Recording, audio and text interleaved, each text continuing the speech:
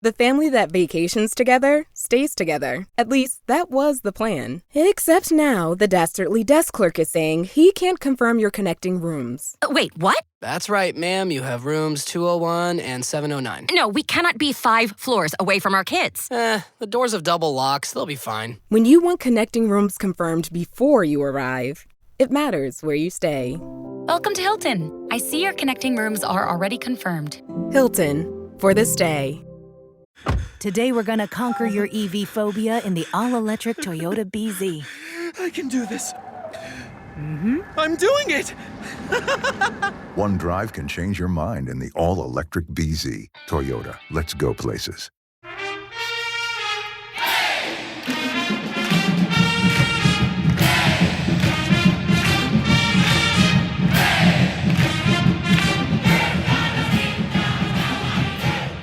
Hey there, Duke fans. Welcome to episode number 759 of the Duke Basketball Roundup. It is Donald here.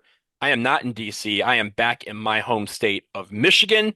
I'm here for my high school reunion, as I mentioned on the last show. I have Jason Evans with me, who is at home. Jason, how's it going down there? The big weekend coming up for football, but your Georgia Tech team is going to be in Durham with our Blue Devils. Yeah, exactly. I kind of wish I was going to be in Durham too. It's just too busy of a weekend for me to make it up there. But yeah, we're going to be previewing that huge game between Duke and Georgia Tech, two of the undefeated teams in the ACC. And when you look at the schedules, winner of this game has the inside track to playing in the ACC championship game for sure. Jason, you buried the lead. You said you wish you were in Durham this weekend. I think we both wish we were in Durham every weekend. Yeah. We should just move back. But I digress. We'll talk about football, Jason, as Jason mentioned, after the break. But first, we do have some basketball news to discuss in the ACC. I think, Jason, was maybe 5 minutes after we stopped recording the last episode, which is what happens nowadays. The ACC preseason lists were all released. This is all the preseason player of the year, who they think is going to make all these different teams, who they think the best teams in the ACC are. So let's go through it. We're going to start first, obviously, with the teams. And you may have guessed it. Duke is number one. Duke is the team that is picked by 34 of the 49 total voters to finish first in the ACC this season. They had the most points. I think the other 15 people who picked Louisville to finish number one probably picked Duke to finish two, and that is why Duke is number one. But I'm just going to give you, Jason, the top five in order of how they predicted to finish. You have Duke, Louisville, UNC, NC State, and UVA. My team, Virginia, down in 8th place in this poll. Jason, Georgia Tech. All right, you said your team, Virginia. You mean your team, Miami? My team, Miami. Virginia's 5, Miami is 8, Georgia Tech 13th. And Jason, I think I'll lead with you with this. Obviously, I think we both expect Duke to compete for the ACC title once again, alongside Louisville, alongside UNC. But then it's kind of a mixed bag of where some of these voters are thinking in regards to some of these teams and how well they may do in this 18-team ACC. Yeah, you can tell by looking at the total points, and we're not going to get into the specific numbers, but like the difference between Duke and Louisville is just 24 points. Between Duke had 866, Louisville had 842. You have to go more than 100 points to then get to UNC. So if as you look at these numbers, you can tell there's sort of some kind of groupings. Duke and Louisville clearly at the top. North Carolina, NC State are kind of close together, and there's a big gap from Duke and Louisville to those two. So those are clearly the next tier. And then Virginia, SMU, another tier. Clemson, Miami, Syracuse, Notre Dame. Those schools are all bunched together really tight. Like you may say, hey, how'd you have Miami 8 and Clemson 7? Well, Miami and Clemson are separated by 10 points. It's really, really close among those teams. And like I said, Syracuse and Notre Dame are right in there as well. I think that the writers largely got it right. I mean, look, to be honest, they're observing the same things you and I are in terms of the quality of recruits, the quality of transfer portal guys, the number of guys coming back, and that other kind of stuff. So it shouldn't be all that surprising. I would probably have rated the ACC almost exactly like they did. I might have Miami a little bit higher, maybe ahead of SMU and Clemson. I also kind of like Notre Dame a little bit more than the writers do. But for the most part, I look at this and I'm like, yeah, makes a lot of sense. A lot of sense. Last thing I'll say is I'm hearing so much good stuff out of NC State. I might have put them third ahead of North Carolina, but that's picking at little tiny hairs. I think they got this right for the most part in the preseason poll.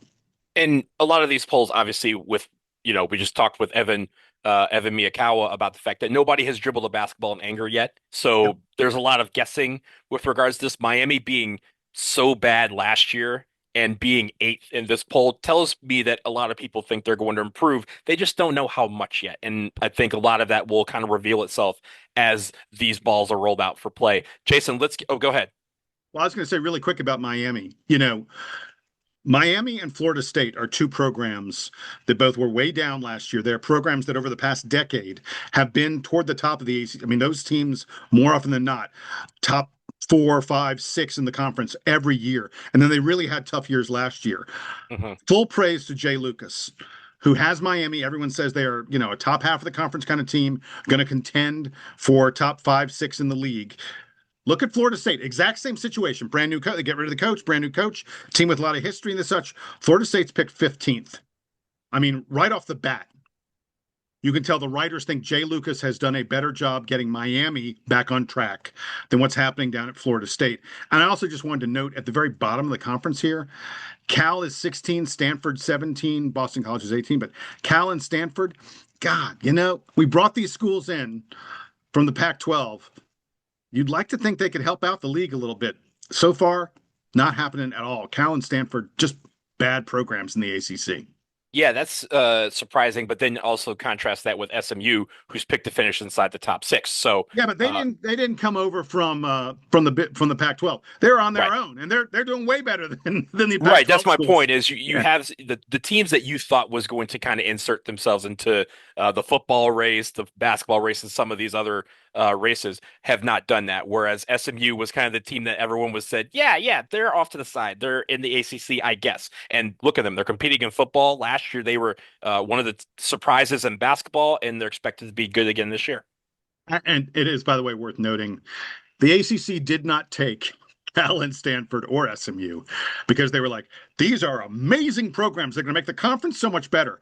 Let's be very clear. The ACC took Cal and Stanford and SMU because we offered them way, in the case of SMU, we offered them $0. But in the case of Cal and Stanford, we offered them way less than a full share. And as a result, everyone else in the conference is getting more money because Cal and Stanford are getting I think it's like a third or a quarter of a share or something like that. They were desperate to get someplace. So they may not be good on the court, on the field, but they're putting money in our back pocket. So, hey, aces, baby. Jason, I know you've looked at a map, Libby. Everyone knows that the San Francisco Bay empties out into the Atlantic Ocean. It's just science. That's just how it works in the ACC.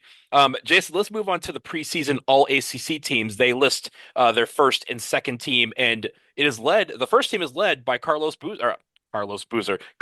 I wish he was young enough to still. It's Cameron Boozer. Cameron Boozer is the leader of this thing. Carlos, come back on the show. We really miss you. Dom, that's the first time you've made that mistake. That is the first. It will be the last. I'm sorry. I was going to say, maybe on the stat game, we should have an over-under on the number of times Donald or Jason accidentally says Carlos Boozer. I think the number will probably be about 5. So you got one in your bank for it. There you go. Look, if Cam plays anywhere near Carlos, then we're going to have a great year. I promise you. But yes, Cameron Boozer leads this list. I will give you the top 5 on the first team. Cameron Boozer, Marcus Burton from Notre Dame, Darian Williams from NC State, Mikal Brown Jr. from Louisville, and Ryan Conwell from Louisville. So Louisville gets 2 on the first team. Second team for Duke, Isaiah Evans makes that list. But Jason, I list this because I want to lump this in with the preseason player of the year because of the fact that Cameron Boozer got almost unanimous votes for first team preseason all ACC alongside Marcus Burton. 1 vote behind him was Darian Williams, but Darian Williams is actually picked to be the preseason player of the year by 4 votes over Cameron Boozer. So I put it to you like this. What do you think of the fact that this first team is out, but also what do you think of the little switcheroo here, Darian Williams over Cameron Boozer in the preseason? Is it basically upperclassmen versus freshmen, or is there something else there? Yeah, I think a lot of it is upperclassmen versus freshmen. I think a lot of it is also that this Duke team is seen as a club that has a lot of look. This is a very, very deep Duke team. Whereas NC State, even though they've done a really, Will Wade's done a hell of a job putting that team back together. He has 0 players back from last year. I think the presumption is that Darian Williams is going to have to play a bigger role for NC State than Cameron Boozer is going to have to play for Duke. I think it's a little. I think maybe there's some voters who sort of said, "Oh, we can vote for Cam Boozer for Rookie of the Year, and so we can give him that award." And so I'm giving him first team All ACC. I'm giving him Rookie of the Year. I'll pick someone else for preseason Player of the Year. I think there's some of that going on a little bit, splitting of votes, splitting of ballots, so to speak. Even though Darian Williams wins preseason Player of the Year, I haven't looked to see if there's any sports books out there that have a postseason Player of the Year, betting that you could make. I would put a wager on Cameron Boozer over Darian Williams to win ACC Player of the Year this year. I think that, again, it's an expectation of maybe a role. A little bit of it is Darian Williams being older, and then the last part of it is just splitting the ballots. But I think if you ask most of these writers, you gotta make a bet one way or another. Probably it would have been Cameron Boozer. I mean, you mentioned it, right? The ACC Preseason Rookie of the Year poll, which is the last one we have, he ran away with it. He was far and away at 43 votes, Cam Boozer did. But I bring this back, Jason, because we talked about this last year when we had the end of season voting. This whole splitting because I feel like I need to split votes. Stop that. If a person is ridiculous, if a person is good at all these categories, then vote for him in all these categories. Don't feel like you have to split your votes. Vote early and vote often for Cameron Boozer if you think he's the best player in the ACC. Hey, something I noticed that I think is really interesting. If you look at the first team, Marcus Burton is the only returning player to make first team All ACC. Cam Boozer's a freshman. Mikel Brown Jr. at Louisville is a freshman and a hell of a freshman. By the way, I mean, if we're going to talk more about preseason Rookie of the Year, Mikel Brown Jr. comes in second in Rookie of the Year. He is a major contender for that award.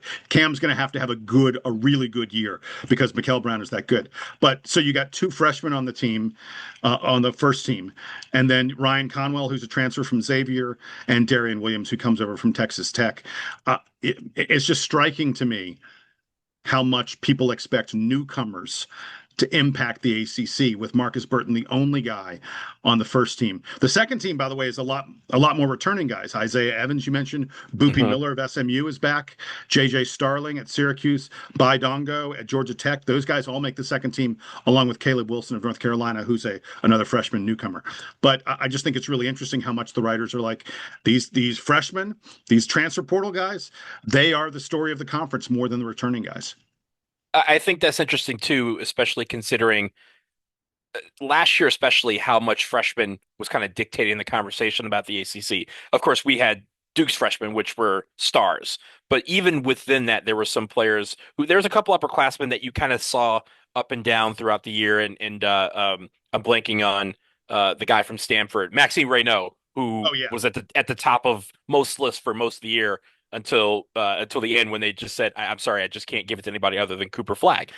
But at the end of the day, every time a team came in and there was a big contest, they would highlight the freshmen a lot of times before some of these upperclassmen. But it's going to be an interesting dichotomy this year. Who is going to be the stars that lead this conference? And as you mentioned, a lot of newcomers to this table, and a lot of newcomers to this conference we're going to have to watch out for. Jason, anything else on the preseason list from top to bottom before we take a break?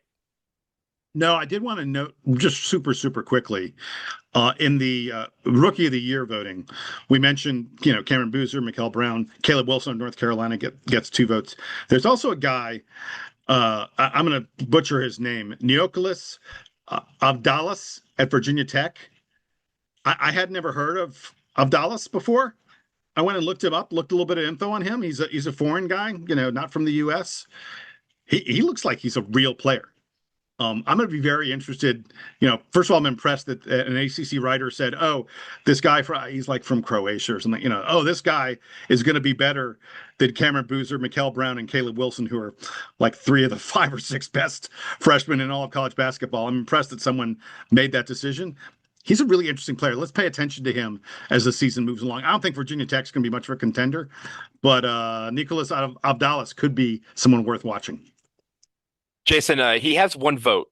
My guess is somebody from the Blacksburg, Roanoke area probably submitted that. But that doesn't mean we shouldn't be watching out for them. And I think sometimes when you have these teams that are towards the middle of the pack presenting a player that everyone thinks is going to be good, you kind of have to look out for them because they're the ones that dictate sometimes how this conference goes, and especially down the line. We want, as we talked about in the last show, we want those teams at the bottom to really be elevated throughout the non-conference schedule and into the, when they're not playing us, because that helps lift the entire conference up. So yeah, I'm looking forward to seeing this. I'm looking forward to seeing how different this may look at the end of the season, because yeah, sure, you're going to see some of these names again, but there's going to be a couple of guys that break through the mold, and we're hoping that some guys on Duke's roster, namely some of our freshmen, kind of emerge themselves and bring themselves into the conversation, kind of like Con Knippel did last year.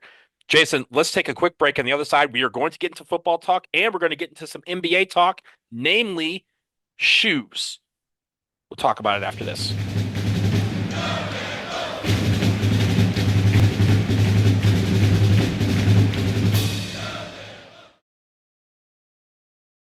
The holidays sneak up fast, but it's not too early to get your shopping done and actually have fun with it.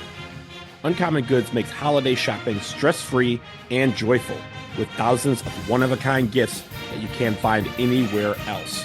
Uncommon Goods looks for products that are high quality, unique, and often handmade or made in the United States. Many are crafted by independent artists and small businesses, and because they're made in small batches, the best finds can sell out fast. I know I've enjoyed the acupuncture mat that I got from Uncommon Goods and cannot wait to try out the acupressure recovery socks that are meant to bring me relief after travel or a long day on my feet. They're two things that I didn't think that I'd need that are going to become a big part of my daily life. And with every purchase you make at Uncommon Goods, they give back $1 to a nonprofit partner of your choice. They have donated more than $3 million to date, which is pretty awesome. So shop early, have fun, and cross some names off your list today. To get 15% off your next gift, go to uncommongoods.com/DukeBB. That's uncommongoods.com/DukeBB for 15% off. Don't miss out on this limited time offer. Uncommon Goods, we're all out of the ordinary. My marathon isn't about time. It's about my 26 friends with intellectual disabilities I'm dedicating each mile to. I'm Joseph. I'm running my first Bank of America Chicago Marathon for Special Olympics Illinois to help give my friends a place to shine. Join Bank of America in supporting Joseph's cause. Give if you can at BofA.com/supportjoseph. What would you like the power to do? Bank of America. References to charitable organizations is not an endorsement by Bank of America Corporation. Wish you could become a morning person? You know the type, up before the sun, early morning runs, first one to the office with donuts and a smile. How do they do it? Easy. With the new Galaxy Watch 8, sleep tracking and personalized insights from Samsung Health help you improve so you can wake up to a whole new you. One who, dare I say it, skips the snooze? It's possible. Train your sleep with Galaxy Watch 8. Learn more at Samsung.com. Requires compatible Samsung Galaxy phone, Samsung Health app, and Samsung account. Purina believes no one should have to make the impossible choice between their own safety and their pets. But nearly half of domestic abuse survivors delay leaving because they can't bring their pets with them. Through the Purple Leash Project, Purina is helping create more pet-friendly domestic violence shelters so survivors and their pets can escape and heal together. Visit Purina.com/purple to learn more.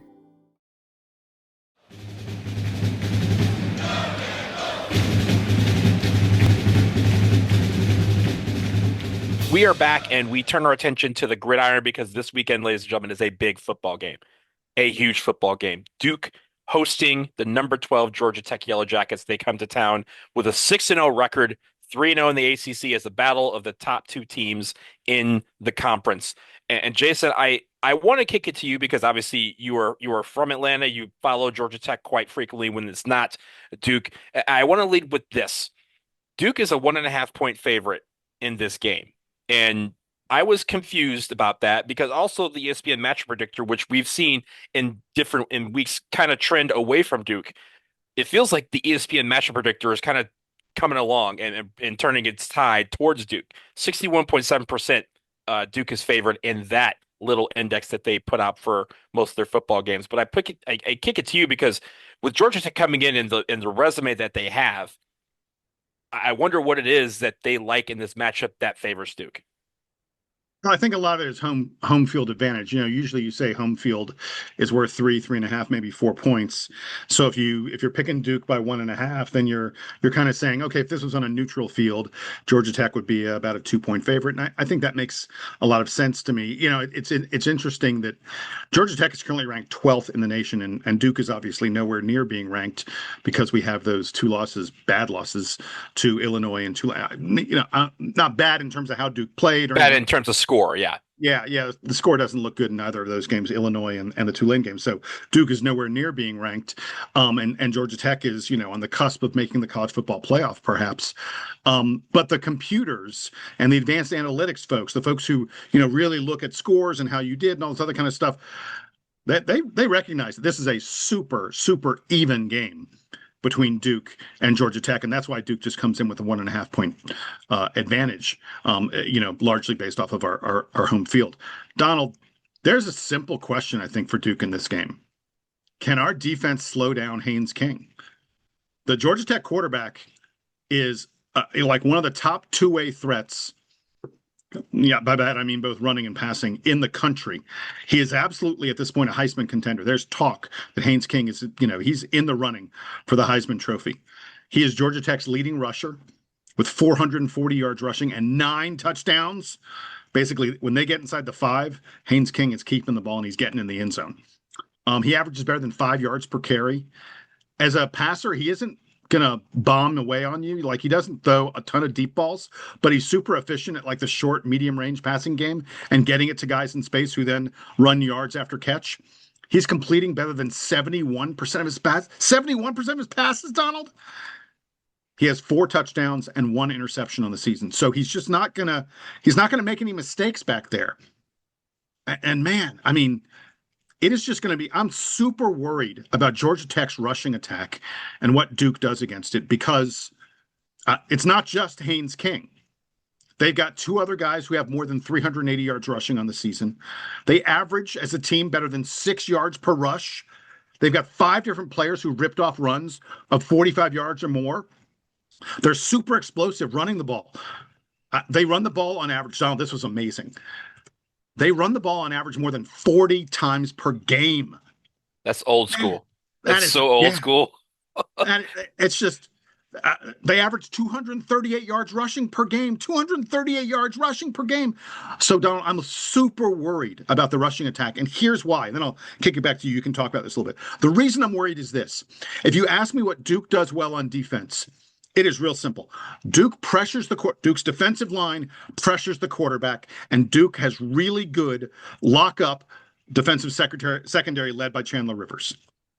So if you're telling me Duke is great at preventing teams from getting good passing opportunities, well, hang on a second. Georgia Tech's not that. I mean, they pass, but they don't pass a ton, and they're perfectly content just grinding you out for 5, 6, 7, 8 yards every play on the ground.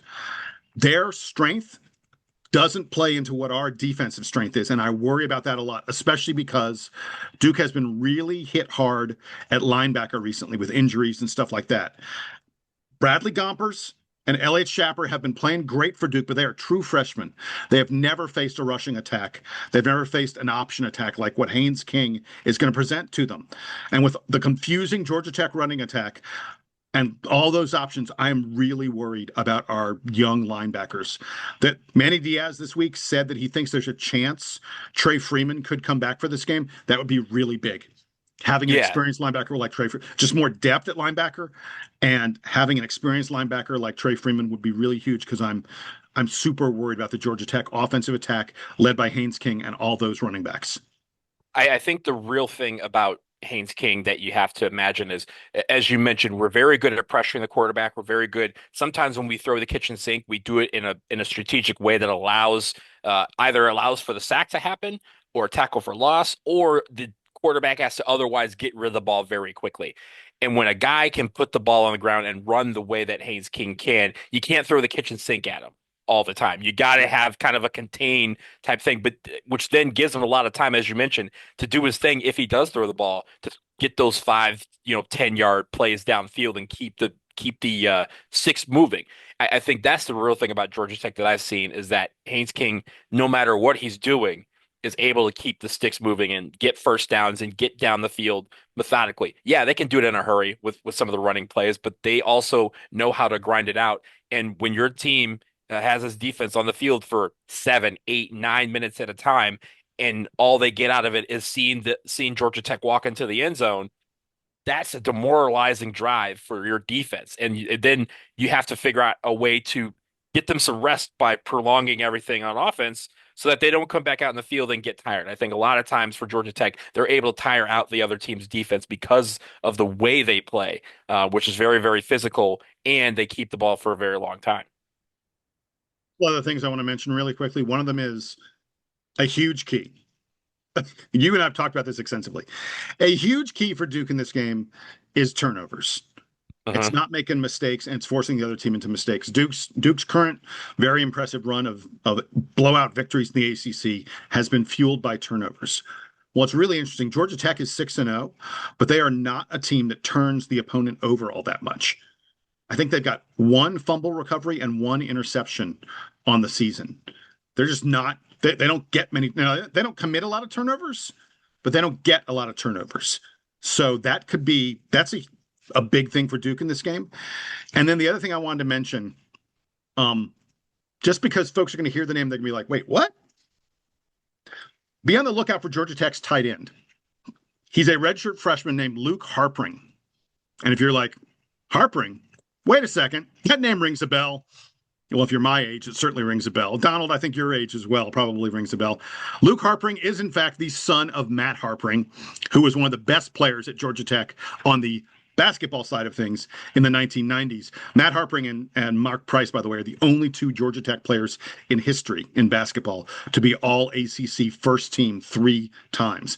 Matt Harpring was a really, really great player for Georgia Tech. His son, Luke Harpring, is now catching passes for them and blocking for them as their tight end. I think that's kind of cool. Yeah, I did not know that his talent in his gene pool was going to translate to the football field, but here we are with his son playing football instead of basketball. But Jason, real quick, I want to mention this. You mentioned the turnovers and the takeaways.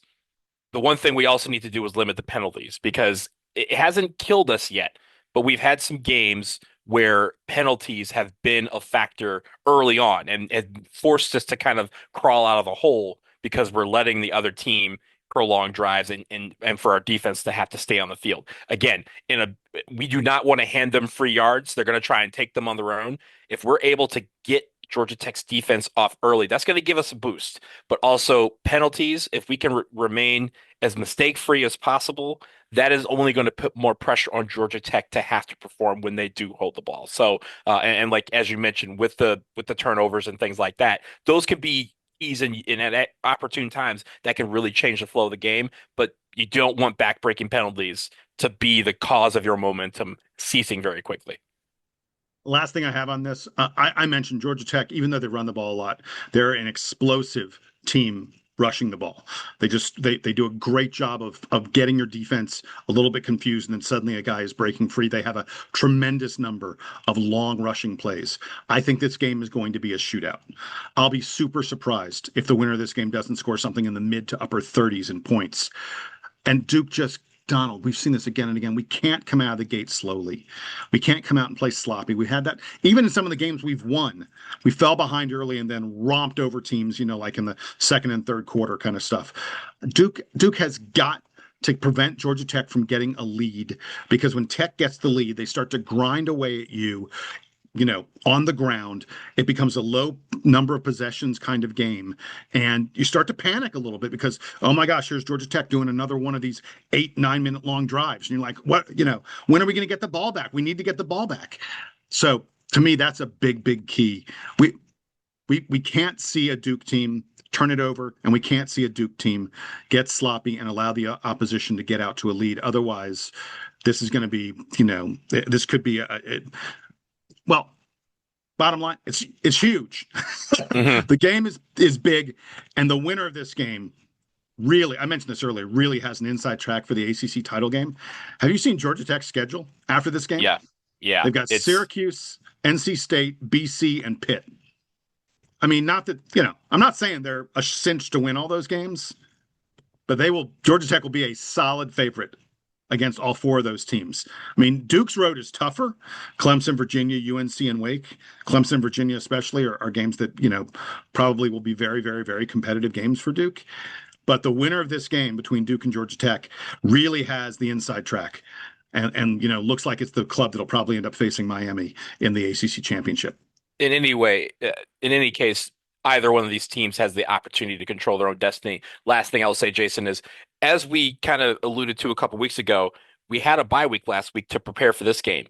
After this game, we have another bye week before we prepare for Clemson. So we don't have to worry about looking ahead to anything. Throw everything at Georgia Tech and hope we get the win out of it. And then we can sit there and reassess and rest in this bye week. But again, Saturday, big, big, big game in Durham. Everybody, if you're in Durham, you have tickets to that game. Be loud, cheer proud.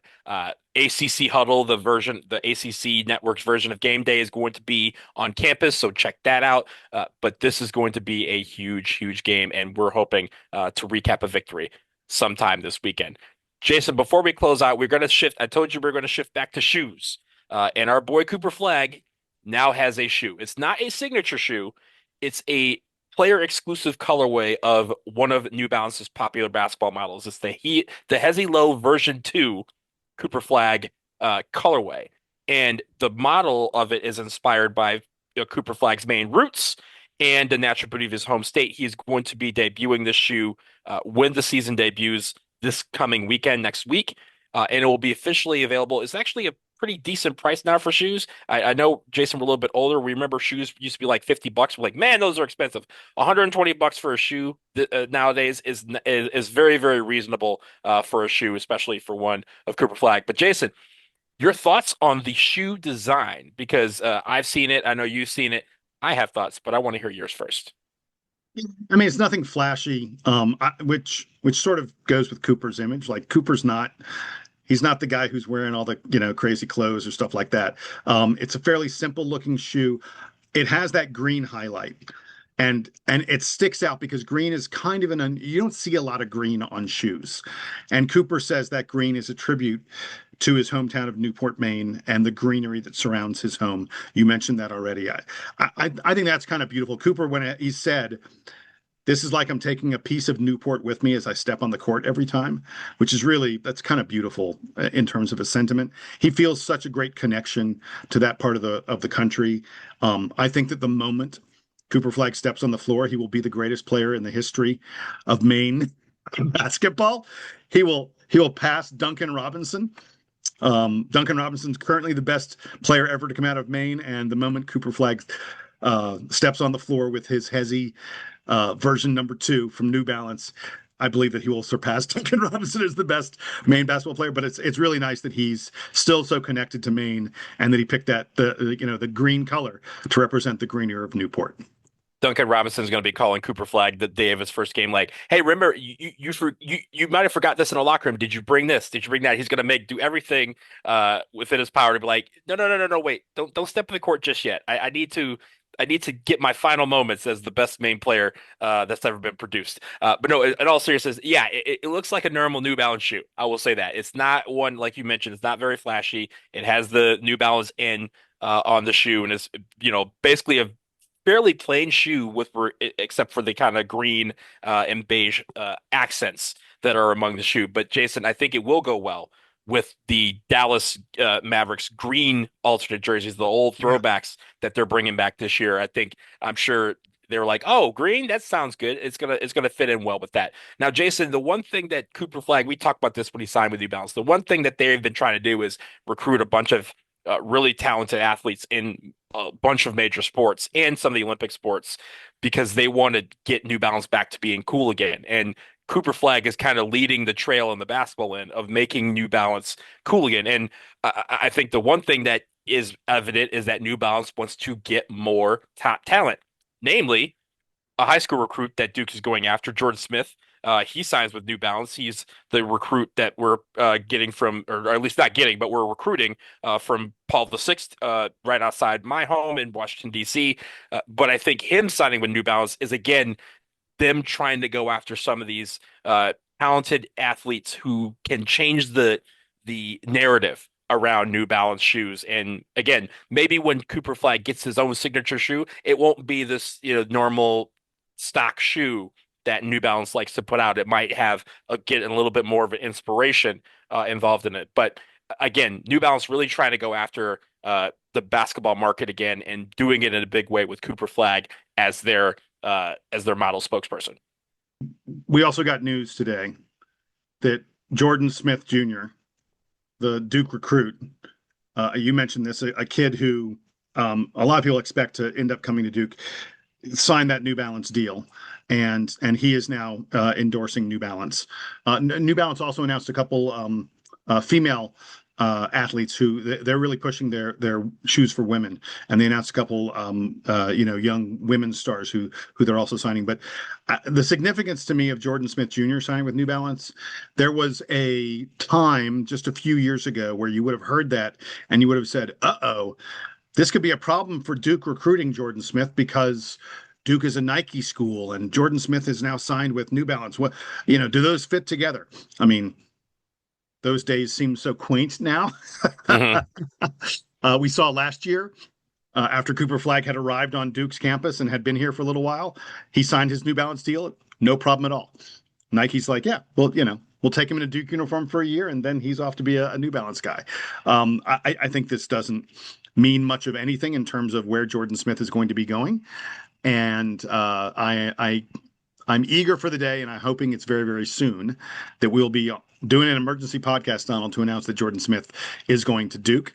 It is widely assumed that that's where he's going to end up, and I got no problem with him wearing New Balance shoes and getting some New Balance money on his way to Durham. Yeah, absolutely. I need to get to some PVI games this year. I got to stop playing with that. With that, Jason, we're going to end it here on this episode of the Duke Basketball Roundup. We will be back later on this weekend because we will recap the football game. And Jason, we're getting closer. We're getting closer to some basketball. We're going to start getting our minds wrapped around previewing the upcoming game, which is next week, the first preseason game against UCF in the Brotherhood Run. But until then, he's Jason. I'm Donald. This is now the Duke Band playing us out and taking us home.